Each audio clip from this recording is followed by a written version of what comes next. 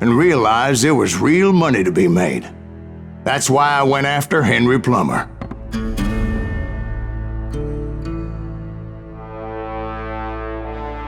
Wasn't he the sheriff who augmented his income by shaking down miners and robbing gold shipments? That's the one. Oh yeah, I remember him. He ran that gang of thieving outlaws called the Innocents. So it's true that you went toe-to-toe with him? Indeed I did, son. Indeed I did.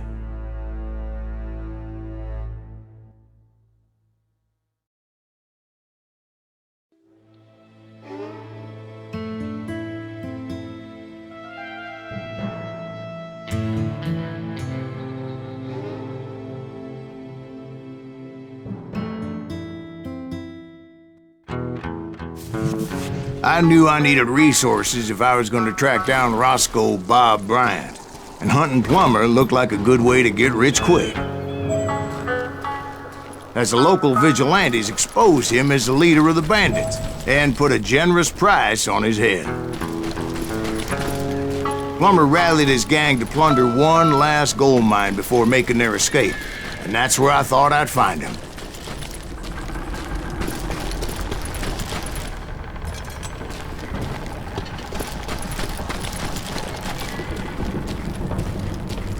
It makes me nervous standing so close to all these goddamn barrels of gunpowder. Why would you be nervous? No one has the cojones to come after us. As long as you don't light up a cigar, we're fine. Besides, George is up there on the rocks with that rifle of his. Nothing gets past him. My late father pointed out to me more than once. God made men. Samuel Colt made them each.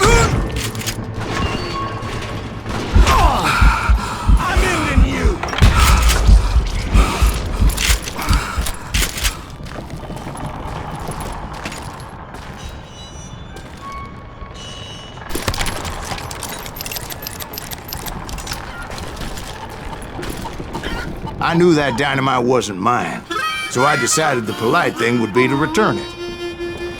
It was the biggest gold rush since Sutter's Mill in 40 years. Unfortunately, prospectors weren't the only ones drawn to those riches. There were thieves and killers, robbing travelers and hijacking gold ships. Like those that ran with Plummer. Some were just regular folks I knew from town, drawn by greed and easy pickings. Charlie Crow, the blacksmith. James, who worked in the stable. Sam and Jeremiah Barber, the butcher's son. Of course, the rest were veterans of the Civil War. Stone-cold killers trained on the bloody fields of Shiloh and Antietam. Plummer had a lot of men on his payroll. A hell of a lot. That son of a bitch pretended to protect the public with one hand, while stealing them blind with the other.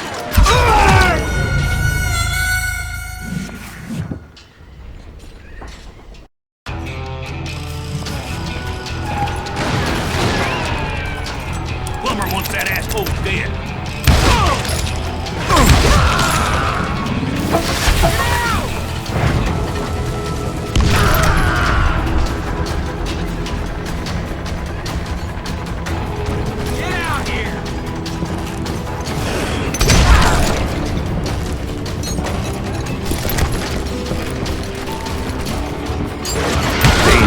Desperate individuals. He set up a defensive perimeter, which I had no idea how to breach. I was outnumbered and in way over my head, but I was too damn stubborn and stupid to realize it. I thought I was some kind of hero. I finally made it past and headed on to meet my destiny.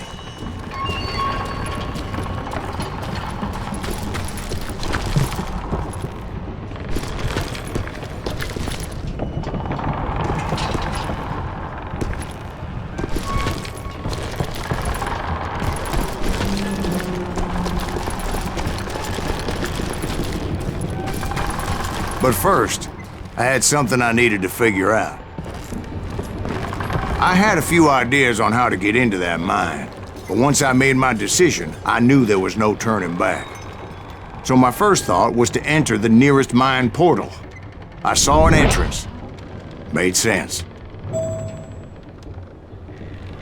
It was the quickest way in, but that also made it more dangerous, as there would undoubtedly be enemy pickets posted along the way.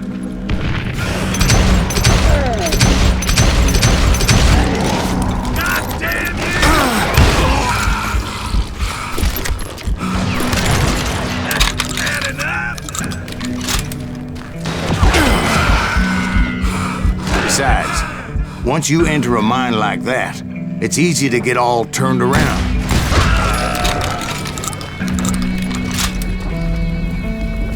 And that confusing maze of corridors wouldn't even be the worst of it. Some of those shafts could be as deep as hell.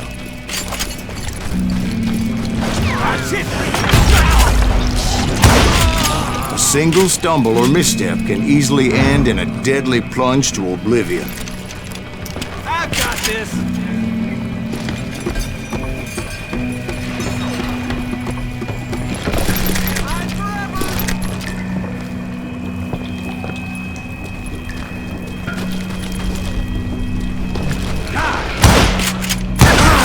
Quick reflexes often make up for a lack of common sense. Luckily, I was never one to be easily bushwhacked.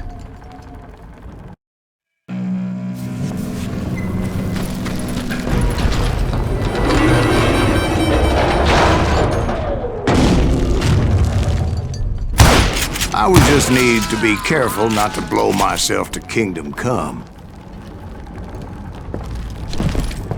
With all that gunpowder and dynamite everywhere, the body has to know what he's shooting at. All it takes is one tiny spark, and boom. Surprise! Shit! As a boy, I always loved the 4th of July. Take that asshole out! You can't hide forever!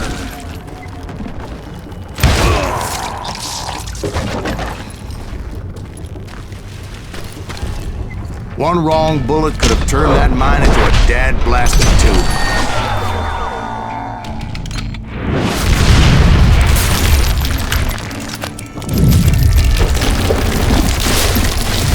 I freely admit my plan of attack was not just moronic, but clearly insane.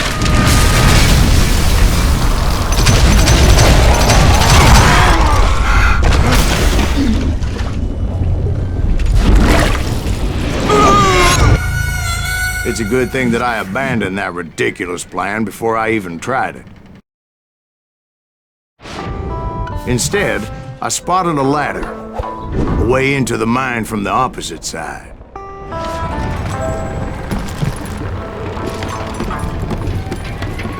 It was a long way around, but that approach seemed more sensible at the time. Of course, being I had a problem with heights, that scaffolding scared the bejesus out of me. Climbing down that ladder required some caution, because even though I had a younger man's reflexes, no man can dodge a damn bullet while climbing down a rickety ladder. I needed to make a leap of faith.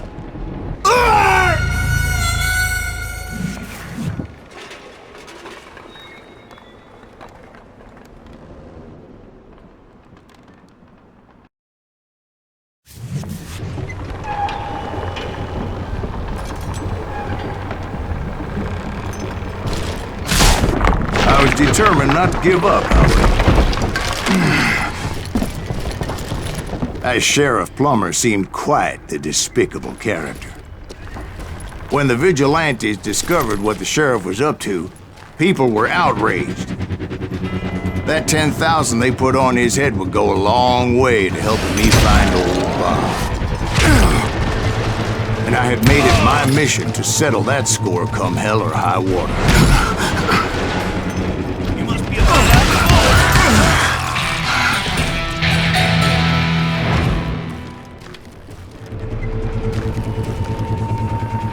But first, I would have to make a choice.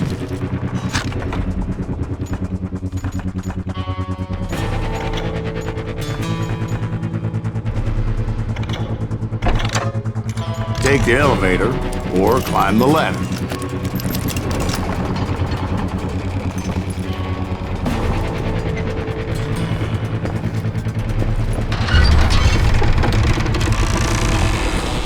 I picked the more convenient and more dangerous route.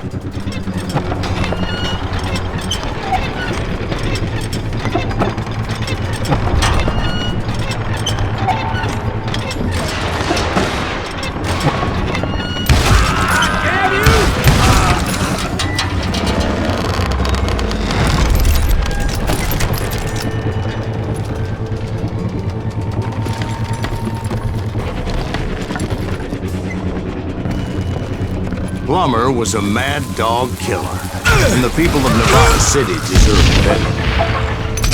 Nevada City? Well, I thought Plummer met his maker in Bannock, Montana. Right, well, he was the sheriff of both places at one time or another, but that's neither here nor there. The point was, taking him down would save a lot of lives, including my own.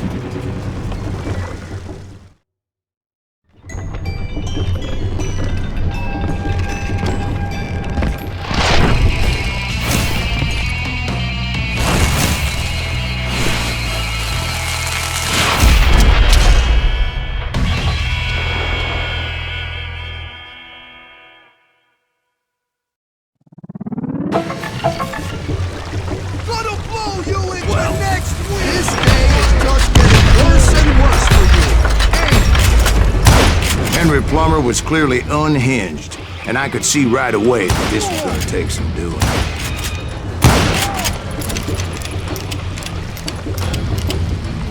Lucky shot!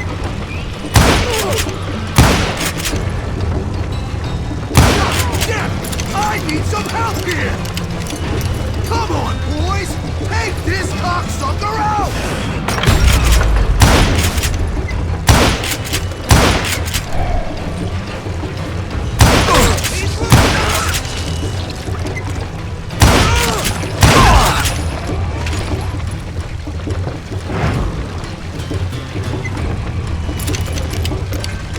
They're gonna need a dustpan to pick you up!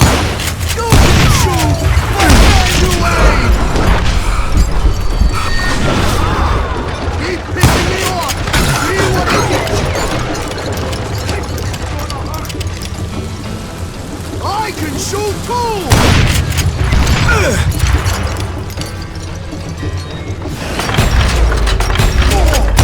Why not just give up and die? No blood money for you today!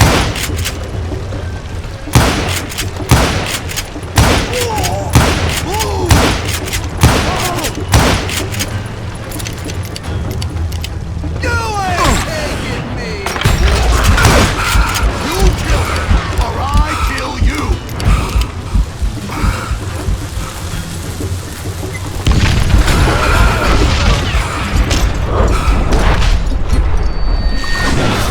Time to die!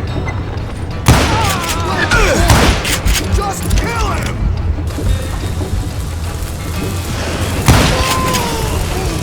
So that's how Henry Plummer died. Him and his crew were worth their weight in gold. And now, I was officially a bounty hunter.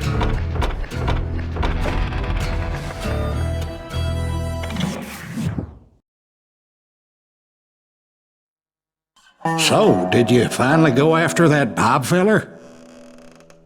Well, I heard word he was in Kansas with John Wesley Hardin. So that's where I went.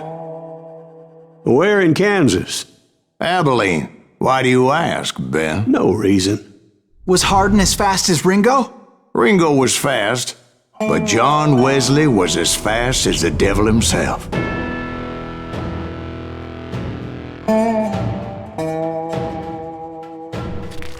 Hell, he killed his first man at 15.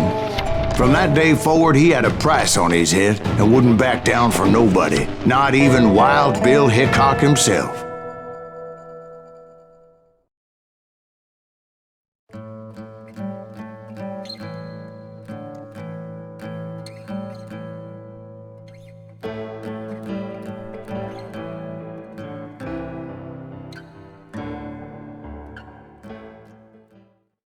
I dodged death many a time, and that night in Abilene was no different.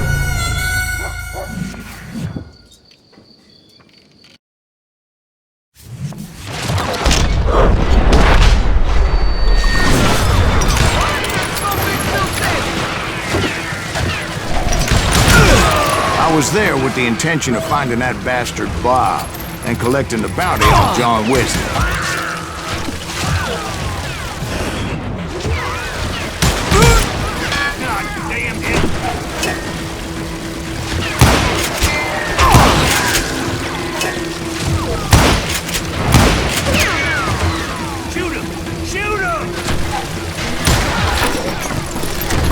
I thought the Texas Rangers got Harden. Yeah, that's what they want you to believe. It was Colton, a witch's tit, and a brass bra that night as I fought my way past his loyal compadres to the very same saloon we're sitting in today. Look around and imagine this place painted in blood. Harden was waiting for me, and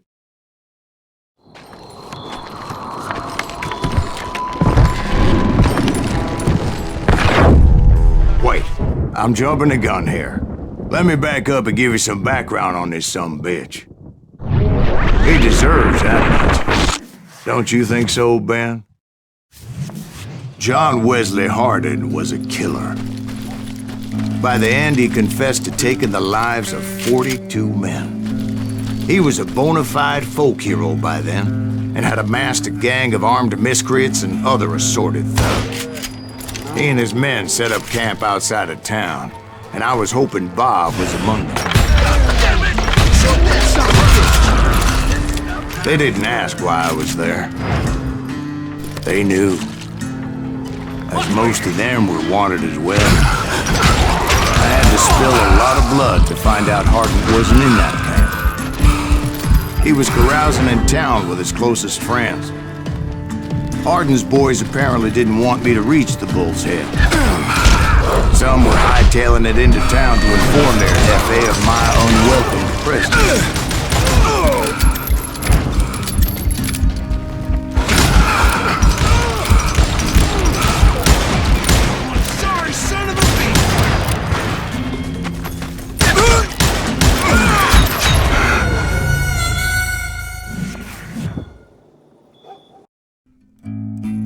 Better 3 hours early than a minute too late.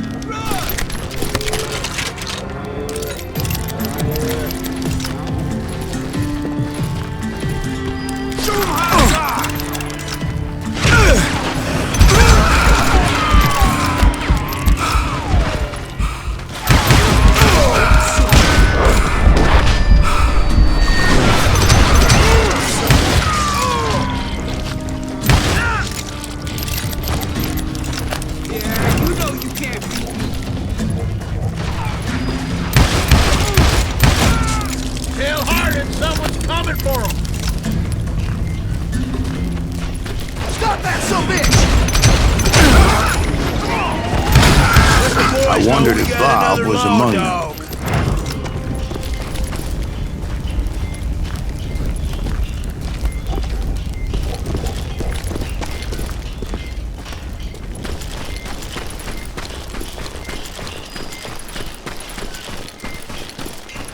And I steeled myself for the fight ahead. For as good as I was, deep down I wondered if John Wesley wasn't just a little bit better.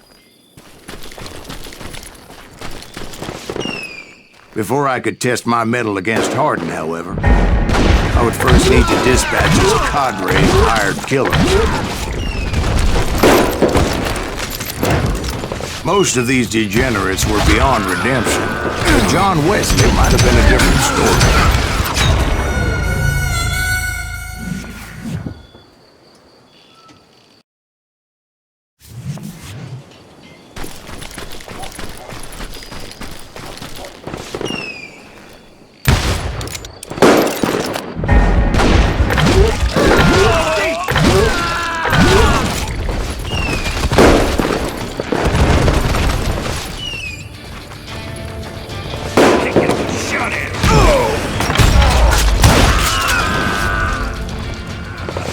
I didn't learn until later that that night was in fact his birthday celebration. Somebody kill him!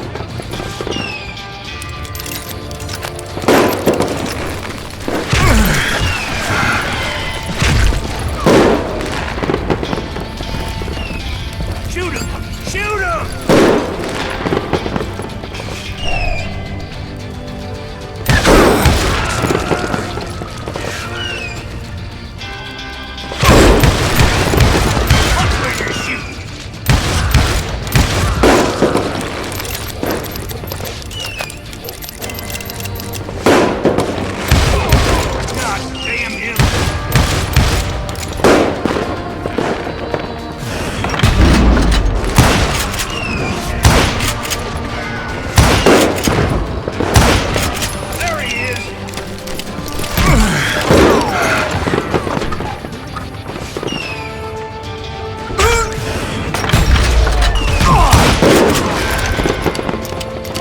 I think I already mentioned that I found Hardin in this very saloon.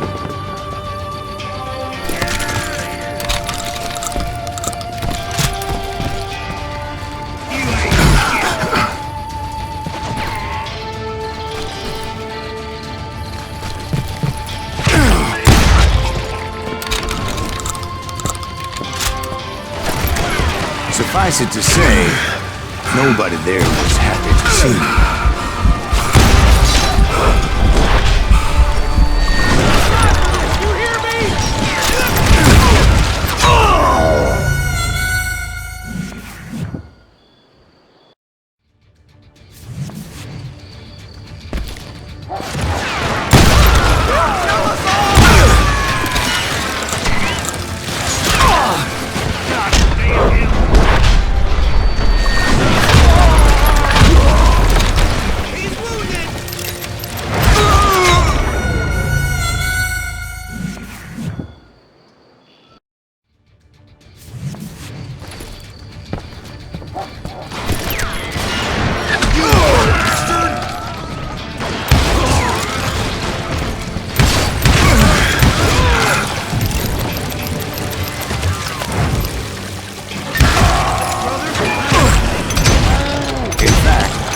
A certain hostility.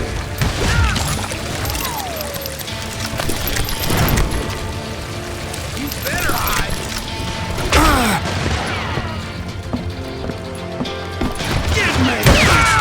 I was disappointed that neither Bob nor John Wesley were among the dead. But that was short-lived, as a moment later I was facing down the fastest gun in the West.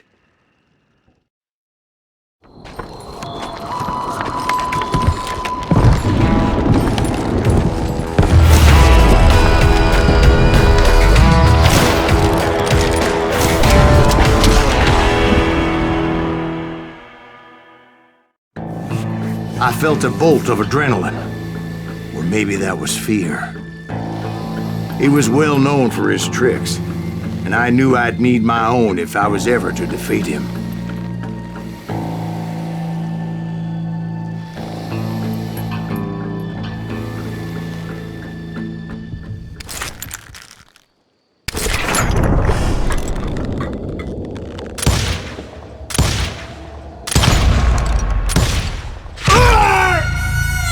No, wait! He didn't hit me then. I'm sure of it.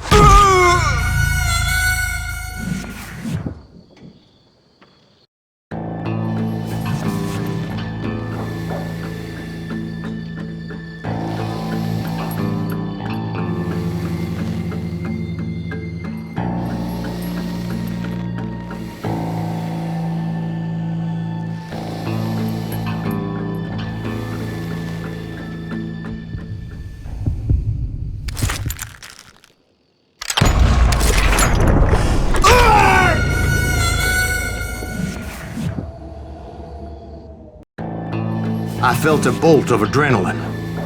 Or maybe that was fear. He was well known for his tricks, and I knew I'd need my own if I was ever to defeat him.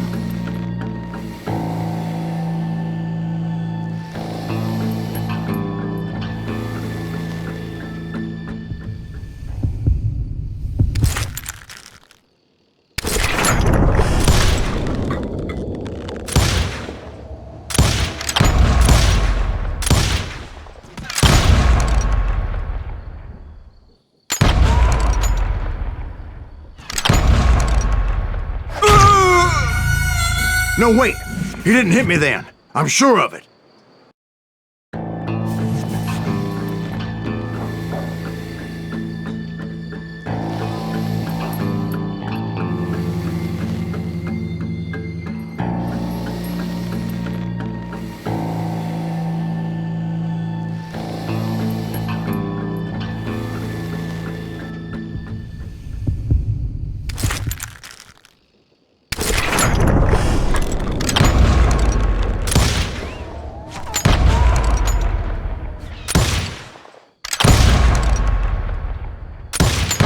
Was faster than greased lightning.